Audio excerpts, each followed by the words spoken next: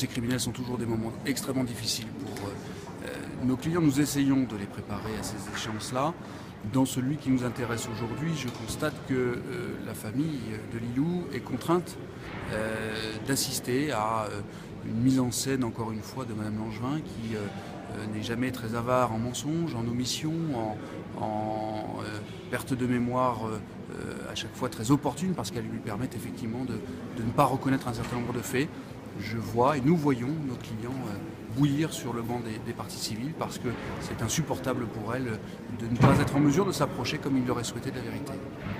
C'est difficile pour Monsieur Gourin de vivre ce procès, de vivre effectivement, on va dire en tout cas des vérités successives.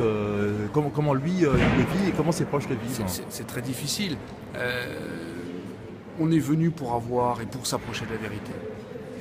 Je constate que l'accusé n'est pas dans cette démarche-là, que l'accusé n'est jamais très avare non plus pour avoir des paroles blessantes et qu'elle n'a jamais cessé de vouloir salir, de vouloir mettre, non pas le doute, mais des affirmations et des calomnies à l'encontre de l'ensemble de la famille. Et donc c'est difficile pour eux, ils ont l'air de souffrir physiquement en tout cas.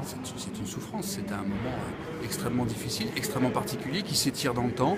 Il y a une très grande cohésion et une très très grande dignité de la part de nos clients, c'est à souligner. C'est souvent le cas dans les procès d'assises.